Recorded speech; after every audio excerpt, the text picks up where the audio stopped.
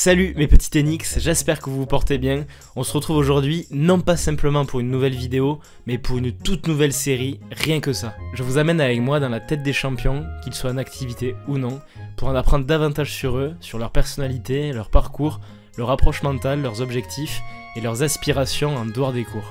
Avec mon carnet de contacts long comme le bras et mes questions farfelues de journaliste trublion, l'objectif est d'accueillir sur la chaîne des joueurs et des acteurs influents dans le microcosme de la balle jaune. Pour ce premier épisode, j'ai l'immense plaisir d'accueillir une invitée sur la chaîne, une certaine Alizé Cornet, qui me fait l'honneur d'inaugurer ce nouveau concept. Pour information, j'avais interviewé la Française en 2020, à l'ère du Covid-19, année difficile pour l'ensemble du circuit et de ses joueurs, mais qui pour Alizé avait été un véritable rayon de soleil, puisque celle-ci avait sorti son tout premier livre, intitulé « Sans compromis ». Un ouvrage où elle se livre sans filtre sur sa vie de femme et d'athlète de haut niveau. Le décor est planté, vous savez tout, je n'ai plus qu'une chose à vous dire, bonne écoute. Allô, bonjour Bastien, tu es honoré d'être ta première grande interview.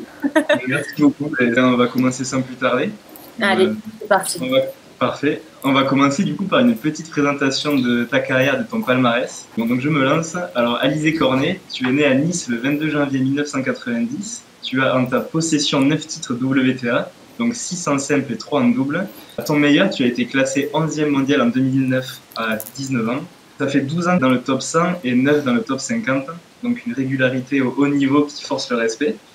Donc cette régularité et polyvalence dans toutes les surfaces se ressent dans les résultats en Grand Chelem, parce que tu as tapé des deuxièmes semaines dans tous les majeurs. Donc un 8e à l'Open d'Australie en 2009, un 8e à l'US en 2020, donc qui est tout récent, un 8e à Wimbledon en 2014, et enfin 2 8e à Roland-Garros en 2015 et en 2017. Donc j'imagine un tournoi qui est chargé d'émotions. Voilà. Et enfin, comment oublier ce titre en Fed Cup, donc en 2019 en Australie, acquis aux côtés de Kiki Mladenovic, Pauline Parmentier, Caroline Garcia, Fiona Ferro et Julien Beneteau. Une carrière bien remplie et qui n'est d'ailleurs toujours pas terminée. Qui a 30 ans, donc de nouveaux défis, donc écrire un livre Sans compromis, qui est sorti donc le 9 septembre dernier dans toutes les librairies. Et ma toute première question, la voici. Est-ce que c'est quelque chose qui te trottait dans la tête depuis longtemps ? Alors déjà, bravo pour le résumé d'une carrière longue de 15 ans, parce que franchement, c'est une grande carrière et régulière, et c'est vrai qu'il y a eu des belles choses, et ça fait toujours du bien de s'en souvenir. Alors le livre, je l'ai écrit, j'avais pas tout à fait 30 ans, puisque je l'ai écrit l'année dernière. Et c'est vrai qu'il est sorti seulement il y a 2 mois à cause du Covid. En fait, on a dû reporter un peu la date de sortie. Et oui et non, en fait, c'était quelque chose qui me trottait dans la tête depuis quelques temps, parce que ça a toujours été un rêve d'enfant d'écrire quelque chose. L'écriture, ça a toujours fait partie de ma vie, et je voulais d'une manière ou d'une autre plonger dans ce monde-là. Je savais pas que ça allait se traduire par l'écriture d'un livre comme ça et d'une autobiographie un petit peu journal de bord, journal intime. Je sais pas trop comment on peut définir ce livre un peu atypique.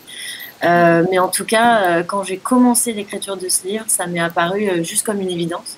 Et c'est pour ça que je l'ai écrit aussi vite, en fait. C'est que j'ai eu tellement d'inspiration pour écrire mon histoire, pour raconter aux gens un petit peu l'envers du décor, que au final, ouais, sur le moment, ça a été une évidence. Ok, c'est top, d'accord.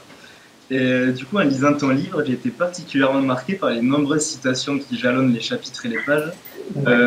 Est-ce que ça t'arrive de te les répéter en match quand la situation est difficile, par exemple ? Est-ce que tu as carrément un carnet dans ton sac où tu les as toutes notées ? Non, alors j'ai pas noté ces citations-là, mais j'ai effectivement un carnet dans mon sac où j'écris énormément de choses, surtout reliées au tennis, évidemment. J'écris un petit peu comment je me sens, ce à quoi je dois penser en match, ce à quoi je dois penser à l'entraînement, des schémas tactiques, de la technique, des impressions. C'est vrai que dans ce carnet, j'écris un peu tout ce qui me passe par la tête. Il m'est même arrivé en plein match un jour de le sortir et d'écrire dessus un changement de côté.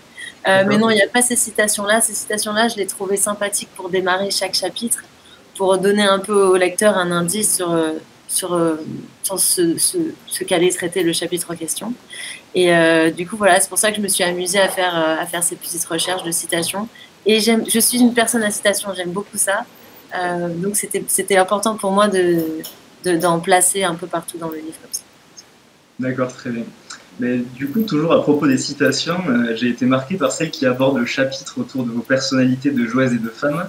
Donc, quand un schizophrène, l'autre accélère. Donc, elle est pas mal, celle-là. le jeu de mots, il m'a beaucoup plu. Ouais, moi aussi. Voilà. Du coup, comment en fait t'expliques cette double personnalité, cette Alizée au caractère bien trempé et cette femme apaisée en dehors? Est-ce que c'est une question de gêne? C'est quelque chose depuis toute petite, cette haine de la défaite finalement? Alors là, ça demanderait une psychanalyse assez importante et je pense que je me suis pas mal auto-psychanalysée pendant toutes ces années de carrière. D'où ça vient, je ne sais pas trop. Ce que je sais, c'est que à force de l'analyser, j'ai compris un petit peu les mécanismes qui se mettaient en place pour moi sur le cours. Évidemment, il y a la haine de la défaite, il y a l'envie d'être la meilleure possible. Il y a aussi parfois, et j'en parle beaucoup dans le livre, cette identification de notre personnalité à notre vie d'athlète, à ce qu'on fait. Et donc en fait, on s'aime finalement qu'à travers notre carrière tennistique, qu'à travers nos réussites et nos succès. Et on a du mal à s'aimer en tant que personne. Et ça m'a poursuivi pendant de longues années. Et c'était pour ça qu'à chaque fois que je commençais à perdre un match, ou quand je jouais pas bien, ou voilà, quand j'étais pas vraiment fière de moi sur le court, j'avais une colère vraiment incroyable à l'intérieur de moi parce qu'en fait, je n'étais pas du tout en accord avec ce que je montrais aux gens. Et ça, c'était assez dur à vivre et c'est peut-être pour ça que maintenant que j'ai 30 ans, je suis un peu plus apaisée vis-à-vis de ça. C'est que j'ai appris à m'aimer indépendamment du tennis. Et on ne le dira jamais assez, mais c'est hyper important, avant toute chose, de s'aimer soi-même. Et c'est en général, je pense que les gens oublient vraiment avant de donner l'amour à quiconque, de s'en donner à soi. Et c'est ça qui m'a permis maintenant sur le court d'être un peu plus sereine et de moins être à bout de nerfs depuis quoi? Ça doit faire 2 ans. Voilà, que je me sens mieux. Mais bon, c'est des habitudes qui sont pas évidentes à changer malgré tout, surtout quand on fait ça depuis qu'on est tout petit. D'accord, ok. Dans les autres moments forts de ton livre, tu évoques cette polémique gênante à l'US Open en 2018, où tu avais changé un t-shirt que tu avais mis à l'envers. Ouais. Ce geste, il t'avait valu d'être sanctionné par un juge pour comportement antisportif. Heureusement, le tournoi s'est excusé par la suite. Est-ce que tu peux revenir sur cet épisode et comment tu l'as vécu de l'intérieur? Moi, je l'ai vécu un peu comme un scénario de film, d'un mauvais film, puisqu'en fait, je comprends vraiment pas ce qui se passe. Alors en plus, j'avais perdu ce match en question sous une fournaise pas possible. Il faisait 45 degrés à New York et j'avais complètement explosé au 3e set physiquement. Et voilà, il y a juste cette histoire où en fait, je reviens des toilettes au début du 3e set, j'avais mis mon t-shirt à l'envers, donc moi, tout naturellement, je me tourne, je l'enlève, je le remets en une demi-seconde. J'avais ma brassière dessous et tout, pas de souci. Et en fait, l'arbitre a paniqué, m'a mis comme tu l'as dit, un code violation pour comportement sportif. Donc, sur le moment, je comprends pas. Mais je me dis, bon, ça sert à rien de s'attarder là-dessus. J'avais déjà presque plus d'énergie. Et alors, par contre, après le match, j'ai vu les proportions que ça avait pris sur les réseaux sociaux avec finalement ces réactions de par le monde. Comme quoi l'arbitre avait eu une attitude sexiste à mon égard. Et là, je me rends compte de l'absurdité de la situation quand on voit tous ces garçons qui se changent sur le terrain, qui se mettent torse nu, qui se pavanent des fois comme ça, sans problème. Et moi, on avait vu un petit bout de mon dos pendant un quart de seconde et ça avait fait disjoncter l'arbitre. Et c'est là où on voyait à quel point il y avait 2 poids 2 mesures entre les filles et les garçons. Mais effectivement, j'avais été un peu dépassée par tout ça le temps du tournoi et j'avais vraiment essayé de faire profil bas parce que je savais pas vraiment comment gérer cette médiatisation finalement forcée. Mais je pense que ça a fait du bien d'en parler et ce dont je suis le plus fière, et j'en parle dans le livre aussi, c'est que depuis ce moment-là, il y a une nouvelle règle qui a été ajoutée au code des grands chelems, c'est que les femmes ont aussi le droit de se changer sur le court. Et d'ailleurs, j'ai vu Bianca Andreescu l'année dernière se changer, être en soutien-gorge sur le court, et je me suis dit, elle était assise sur sa chaise, c'était différent. Mais je me suis dit, ouais, ça y est, les consciences évoluent et c'était finalement une bonne chose que ça arrive. Un mal pour un bien, ouais, c'est ça. Ouais. Exactement. Super cool. Ok. Du coup, maintenant, on va enchaîner avec des questions plus actuelles. Les très grands moments de ta carrière, je repense à cette édition 2005 de Roland Garros. Donc, je vais recontextualiser. Donc, tu te fais remarquer par les organisateurs parce que tu fais un énorme début de saison et tu bénéficies d'une nouvelle carte. Et à 15 ans, tu deviens la joueuse la plus jeune du tournoi. Donc tu passes un premier tour dans le plus grand des calmes et après tu t'offres le luxe d'affronter ton idole Amélie Mauresmo sur le Lenglen en plus. En termes d'émotions et de souvenirs, comment tu places cette rencontre? Waouh, bah, c'était un début en fanfare. C'était une première affrontation avec Amélie qui était magique. Moi, j'avais fait mon job, entre guillemets. À 15 ans, j'avais gagné mon premier tour et personne ne m'attendait déjà à ce stade de la compétition. Et là, d'affronter sur le Suzanne Lenglen ma référence au niveau français, elle était numéro 3 mondial à l'époque, donc le haut du panier.